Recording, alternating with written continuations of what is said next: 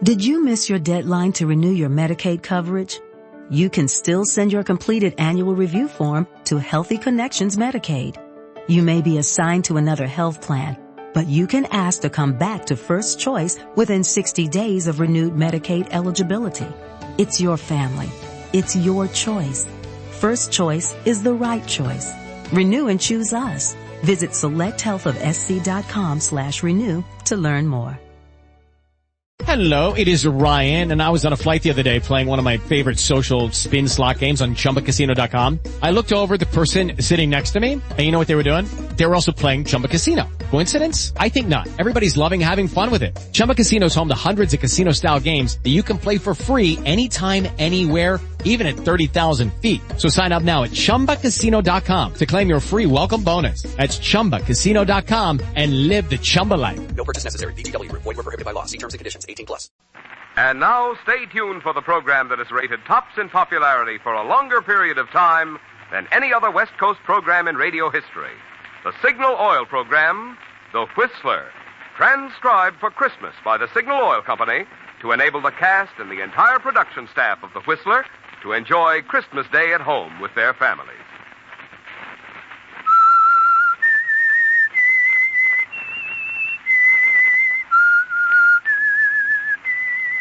S-I-G-N-A-L. Signal Gasoline. Signal, the famous Go Farther gasoline, invites you to sit back and enjoy another strange story by The Whistler. For extra driving pleasure, the signal to look for is the yellow and black circle sign that identifies Signal service stations from Canada to Mexico. And for Sunday evening listening pleasure, the signal to listen for is this whistle that identifies the Signal Oil program, The Whistler.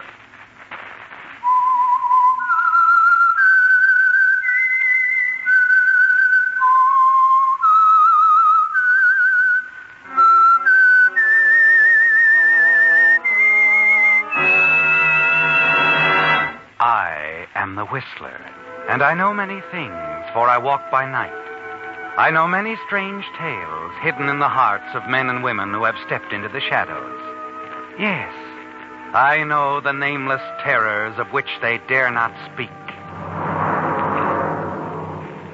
And now, for the Signal Oil Company, The Whistler's strange story. Letter from Cynthia.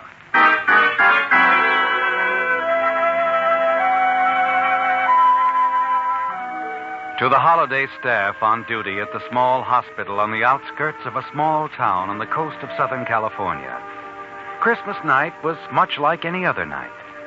Not quite, of course, for the spirit of the season was in the air. A tree austerely but beautifully decorated in a motif of silver and white stood majestically alone in the center of the reception lobby. The attractive receptionist at the desk, who doubled on the switchboard at night, glanced eagerly at a dozen festively wrapped packages and presents left for her earlier in the day by various members of the staff. From the church across the street, the soft melody of a Christmas carol floated through the open window on the far side. The sound of footsteps descending the stairs on the right caused the girl to glance up as one of the newer doctors who was serving his internship strolled casually to the desk. Thought I'd come down for a little breather. Kind of slow tonight, Patty. Is that bad for Christmas night? What do you want from Santa Claus anyway, Dr. Andrews? A couple of emergency appendectomies? No, I didn't mean that. I just meant it's kind of... Oh, sure, I know. And it suits me fine. I got 2 hours sleep today and 8 hours in front of me here at this desk. Oh, that's bad, Pat. You'll never see your grandchildren if you keep that up. People were dropping in all day long. You know how it is Christmas Day. Good night, Patty. Hope you had a nice Christmas. Oh, I did, Dr. Peters. Thanks for the nice present. You're welcome. Good night, Doc. Good night, Neil. Yeah, Patty, it's like I said. A gal like you needs 8 hours sleep a day. Did you get 8 hours sleep today, Doctor? 10. You would. You know, you're an odd man, Dr. Andrews. Odd? Well, how do you mean? I mean, I don't know. You act like there's something bothering you. Like there's something on your mind all the time. Well, maybe there is. Well, everybody has things on their mind. You could still go out and dance, have fun, like the other doctors do. The single ones, I mean. Too busy. I'm still an intern, you know. Make it sound like a sentence. Yes? Outside line? Yes, sir. Oh, here, Doctor, I almost forgot. Maybe this pretty pink envelope will change your viewpoint. A letter. When did this come? I don't know. I just came on duty 10 minutes ago. Why don't you open it? What? Dr. Andrews, your hands are trembling. I believe your viewpoint's changed already.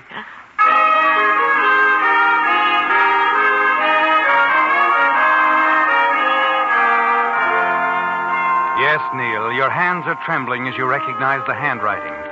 Read the return address on the envelope. The address of lovely Cynthia Walker. She's out of your life now, isn't she, Neil? No. She'll never be out of your life, will she? You're just out of hers. You walk across the lobby, choose a chair near a light, and stare into space for a moment. The memory of that last moment with Cynthia crowding every other thought from your mind. It isn't pleasant to recall, is it, Neil? The unfortunate accident that cost you your reputation, your position, and the love of Cynthia Walker. At the very beginning of your career as an intern in an important hospital. You remember Cynthia's thoughtless, angry words that followed. Yes, looking back to that day more than a year ago, it's hard to believe now that a few hours could have made so much difference in your future. But they did. And as you try to read the words on the scrap of paper, Cynthia's letter in your hand, you know that one man is responsible for it all. Charles Arthur Bennett, the man who lied when the truth would have cleared you. Charles Arthur Bennett, the man who called himself your best friend.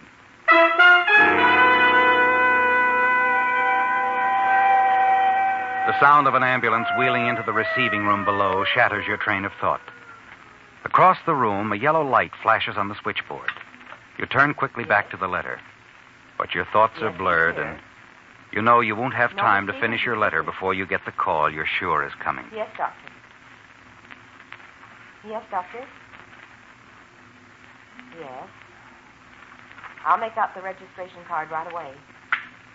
Dr. Andrews. Yes? Yes, Pat? Admitting room? No, Miss Stevens is busy. 412 has had a relapse. Oh. They're taking the emergency to the 3rd floor. Dr. Graham wants you to go to the 3rd floor drug room. What kind of accident? Car crash, traumatic and hemotractic shock. Patient very weak. Dr. Graham wants you to prepare injections of sereptamine and sacralin. Take them to the operating room, 3rd floor. Right. I was afraid we might have one of these before the day was over. You get any details? No, only it was an automobile accident. The man's unconscious. But according to the identification card in his wallet, his name is Charles Bennett, salesman. Who did you say?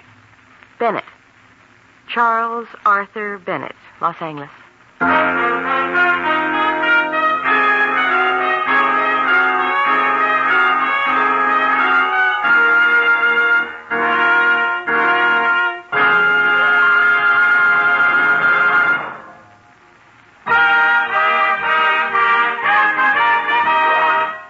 Because this is Christmas Day, Signal Oil Company has asked me to skip the regular message about Signal gasoline so that we can enjoy a few extra chuckles over Christmas limericks sent in by you Whistler fans. Tonight's first $20 Signal gasoline book goes to Mrs. E. Morrow of La Jolla, California, for this limerick. Said Santa when boarding his sled, "This year I'm using my head. It's signal for me, I'll go farther, you'll see," and over the rooftops he sped. Signal, signal, signal gasoline. Your car will go far with Go Farther gasoline. Tonight's second $20 Signal gasoline book goes to Victor Ehrman of Long Beach, California, for this limerick. A child asked his father one day how St. Nick went so far on his sleigh. The wise father replied, he can take that long ride 'cause his reindeer drink signal, they say. Signal, signal, signal gasoline. Your car will go far with Go Farther gasoline. Our only regret is that Signal could not have added a $20 coupon book to every Whistler fan's Christmas stocking.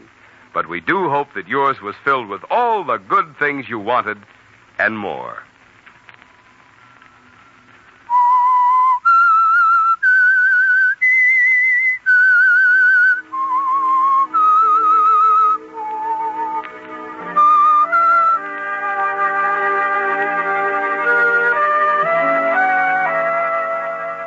Yes, Neil, it's a shock, isn't it, to realize what's happened.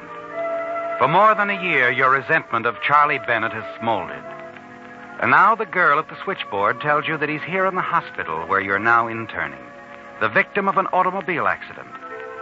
That you have to prepare the drugs that might save his life. Might save his life. As you hurry up the stairs along the hallway to the laboratory, your thoughts go back to that night more than a year ago.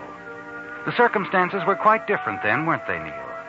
Because although you didn't then realize it, that night you were at the mercy of Charlie Bennett. The night which began at a birthday party for Charlie Bennett more than a year ago at the home of a mutual friend. But as far as you were concerned, there were just the three of you. Cynthia, Charlie, your best friend, and you. Yes, Neil, things were much different then. Oh, it's a wonderful party. I wish I didn't have to leave right in the middle of it. Well, if you must, you must. I'll drive you home. No, darling, I've already phoned for a taxi. Now, this is the first time you've been off duty from the hospital in a long time. I want you to stay here and relax and have fun. Okay, but I might get into trouble, you know. I trust you. You're a big boy now. Or I wouldn't have told you I'd marry you. Have you told Charlie? No, not yet. I'll tell him tomorrow. I don't want to seem conceited, but, well, telling him tonight that I'm going to marry you, it just might spoil his birthday party. Yes, it would. By the way, where is Charlie? Oh, he's around. Over in the corner, I think. That island completely surrounded by the ocean of blondes. Well, I wouldn't think of invading that territory. Just to tell him good night. You tell him for me, will you, Neil? Sure. You really have to go. Oh, I'm afraid so. Jane's only in town for the night, and I don't get to see my sister very often. My taxi ought to be here by now. Now, it's your night off, dear. You have fun. You interns don't get out of that hospital often enough. And besides, the champagne is wonderful. Anything you say, darling.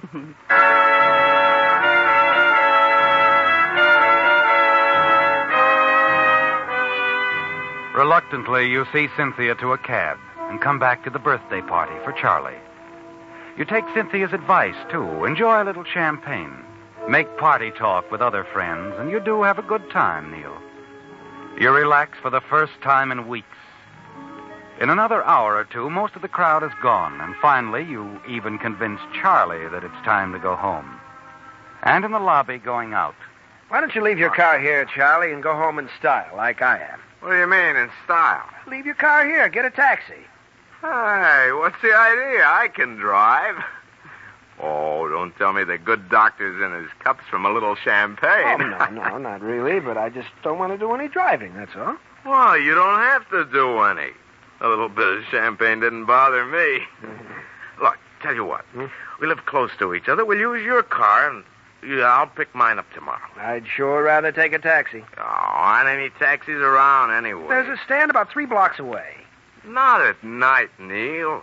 Oh, besides, you'll need your car to get to the hospital in the morning. Come on, Neil, boy. I'm okay. All right, if you're sure. Let's go. But take it easy now.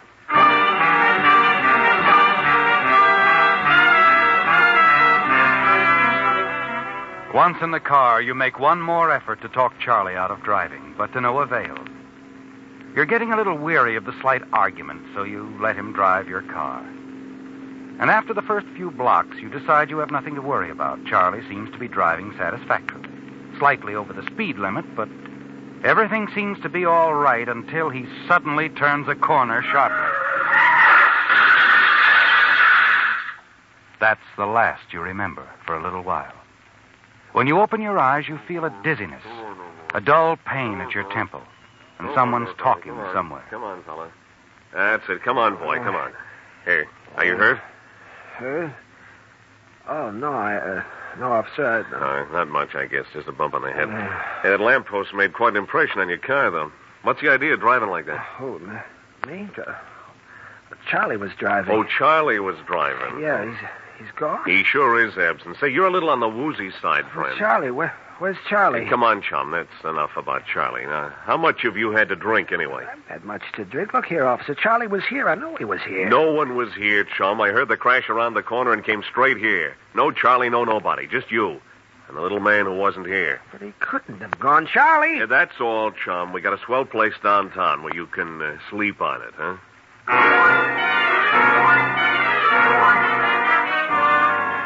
It's like a nightmare, isn't it, Neil? You're bewildered and confused by what's happened. It's all a mistake, isn't it? A horrible mistake.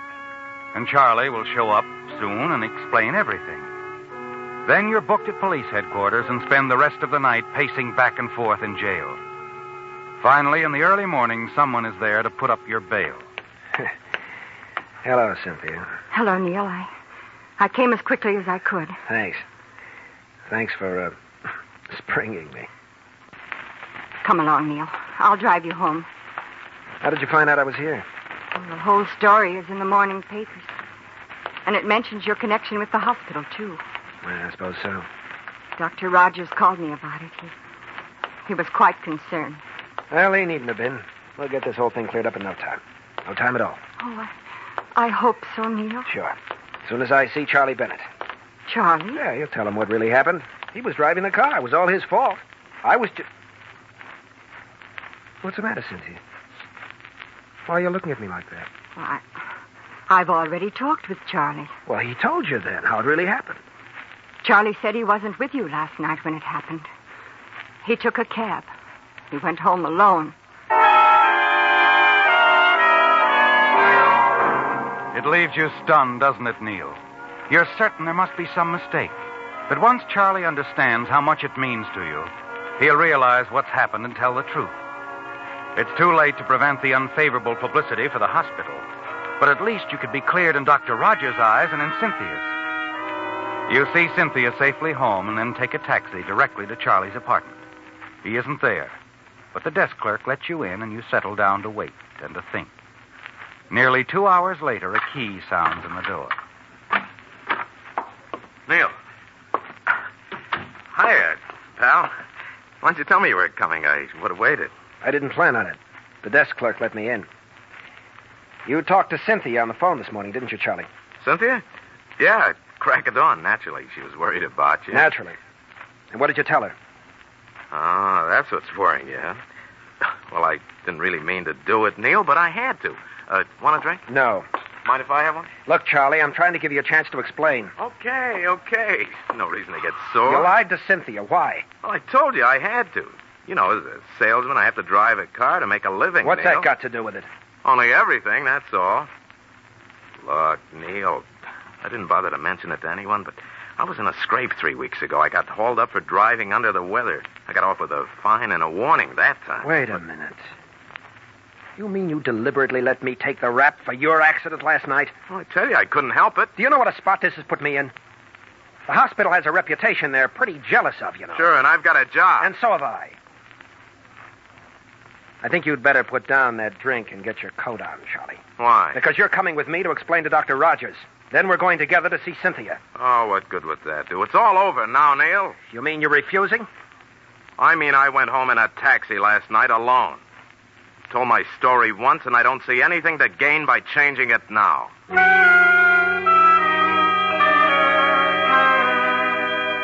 Suddenly it occurs to you that Charlie has a more important reason for lying. His job is only part of it. He's always wanted to marry Cynthia, too, despite your long friendship.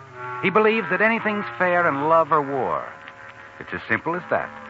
And with you out of the way, he's sure he'll have a clear field. And Cynthia, after all this, what about Cynthia, Neil? You have to be sure. Can you be sure of Cynthia now? Neil, I just can't understand it. You don't believe me, do you? But you do believe Charlie. Why would he lie about a thing like this? Because with me out of the way, he thinks he could marry you. Neil, I've known Charlie for years. He wouldn't do a thing like that. Besides, he's your best friend. Oh, yeah. He's proved that, hasn't he? Neil, aren't you forgetting that Charlie wasn't found in the wreck? That you were? You all alone? Your story is... well, it's too fantastic. The police don't believe it. And Charlie says it couldn't have been that way. And you, Cynthia? What do you say? Oh, Neil, what can I say? Do you think I want to believe this? And Dr. Rogers, the hospital, what do they say? Naturally, I resigned. I couldn't do anything else. I don't blame them for what they think, any of them. But I know I'm right, and... never mind, Cynthia. Guess there's no use in going over all that again. Neil, you're not going. Well, why not? I don't seem to be getting anywhere. What's going to happen, Neil? Will you... well, do you think you'll be able to get an internship somewhere else? I think so. I'm just as qualified as I ever was. My previous record was good, and I've learned a lot. Sorry this has been too much for you, Cynthia. I haven't You wouldn't consider marrying a man you didn't believe, would you? I want to believe you, Neil. More than I ever wanted to believe anything. Well, maybe you will someday. Maybe you'll learn the truth. When you do, let me know. You'll be able to find me.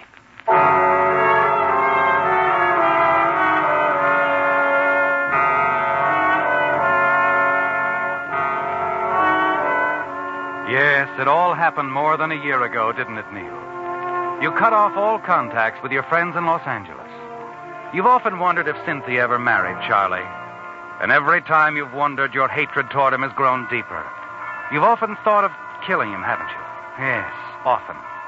And now on Christmas night, more than a year later, in a small, out-of-the-way hospital, fate places the life of Charlie Bennett squarely in your hands. The switchboard operator has told you that he's in the operating room unconscious, seriously injured in an auto accident. And you've been assigned to prepare the medication which will spell life or death for him. Just a little too much, or not quite enough. It's almost too easy, isn't it? Not the slightest suspicion will be attached to you. You smile as you enter the drug room and find another intern there. What's the emergency, Neil? Car wreck. You assisting? No, just preparing the sereptamine and saccharin shots. Well, must have been a pretty bad accident. Yeah, I'm afraid so. You ever stop to think about the power of these drugs? Just the right amount means almost certain recovery. And too much or too little, oblivion. Do you always get this philosophical at Christmas? No, but I guess this case made me think about it more than usual. You see, I know the guy. Oh, friend? You said it. What a friend. Oh, kind of an unusual situation, isn't it? A very unusual situation.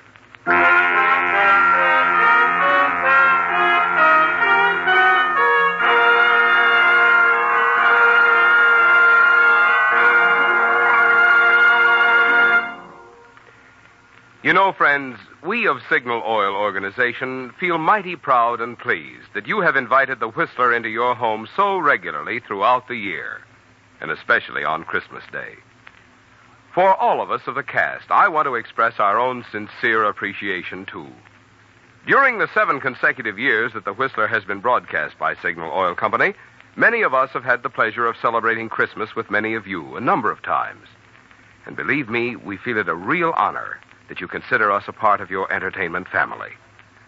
Tonight, on behalf of Signal Oil Company and the independent signal dealers who serve you in the states of California, Oregon, Washington, Idaho, Nevada, and Arizona, I want to say we hope that your Christmas has been a merry one. May your new year be filled with peace, prosperity, and the good health with which to enjoy the many blessings of living in the good old USA. Well, Neil, the die is cast, isn't it? You've donned your sterile mask and gown and prepared the injection, carried them to the operating room, where you placed them on the instrument tray, without even a glance at the masked, sheet-covered patient. You note Dr. Graham's nod of dismissal and quietly leave the operating room, where Charlie Bennett's chance for life or death lies squarely in your hands. You never dreamed you'd have such an opportunity, did you, Neil? After removing your mask and gown, you return to the hallway. Wait by a window near the operating room. as the melody from the church again drifts in through the window. You wonder whether you're glad or sorry at what you've done. Then you remember the disgrace Charlie Bennett brought on you, your shattered hopes, the happiness you might have had with Cynthia. And you know the answer. Even if you could, you wouldn't change the situation in the slightest. You pause under a ceiling light and decide to finish Cynthia's letter. And now, as another Christmas approaches, I realize how hasty I seemed in my judgment. Suddenly your heart beats faster as you realize she's still Miss Cynthia Walker. You can almost hear the words as the melody of her voice haunts your memory. But you were even more hasty in your action. Your sudden, abrupt leaving, not letting me know where you were. I know now how wrong I was to doubt you, but even when my doubts were deepest, I loved you. You told me once a woman loves in spite of a man's weakness, not because of his strength. Remember, Neil? Well, so it was, and is, with me and you. I haven't changed, and I can't believe that you have. Merry Christmas, Cynthia. You turn away, stare out the window.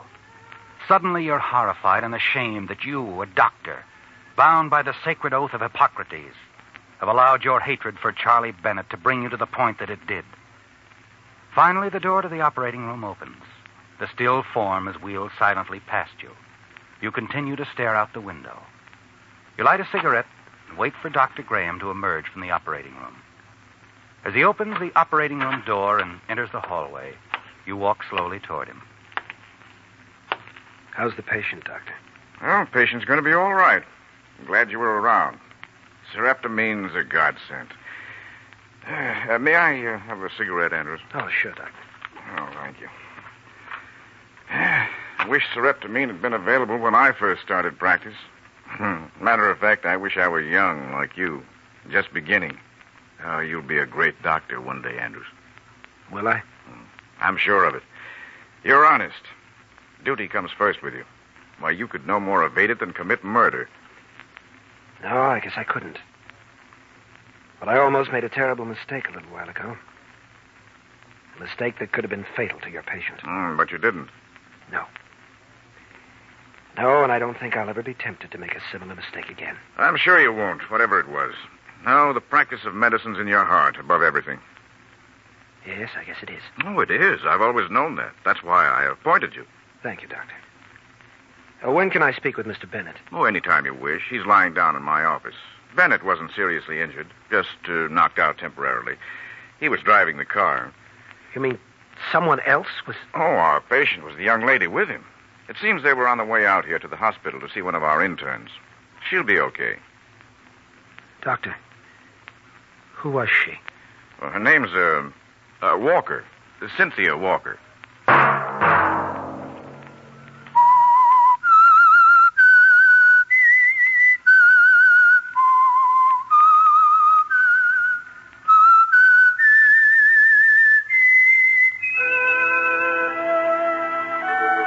Let that whistle be your signal for the Signal Oil program, The Whistler, each Sunday night at this same time. Brought to you by Signal Oil Company, marketers of Signal gasoline and motor oil, and fine automotive accessories.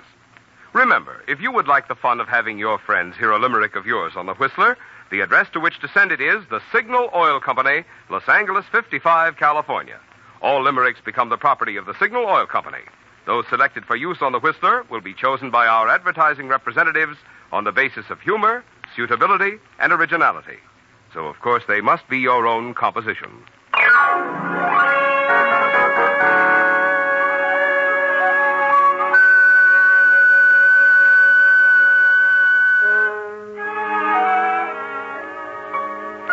Featured in tonight's transcribed story were David Ellis, Isabel Jewell, and Paul Frees. The Whistler was produced and directed by George W. Allen, with story by Edward Bloodworth, music by Wilbur Hatch, and was transmitted to our troops overseas by the Armed Forces Radio Service. The Whistler is entirely fictional, and all characters portrayed on The Whistler are also fictional. Any similarity of names or resemblance to persons living or dead is purely coincidental. Remember, at this same time next Sunday, another strange tale by the Whistler.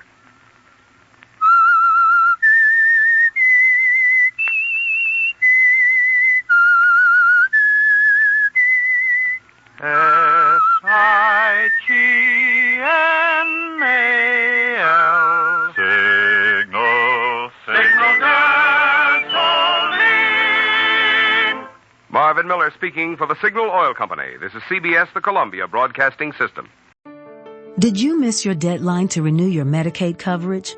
You can still send your completed annual review form to Healthy Connections Medicaid.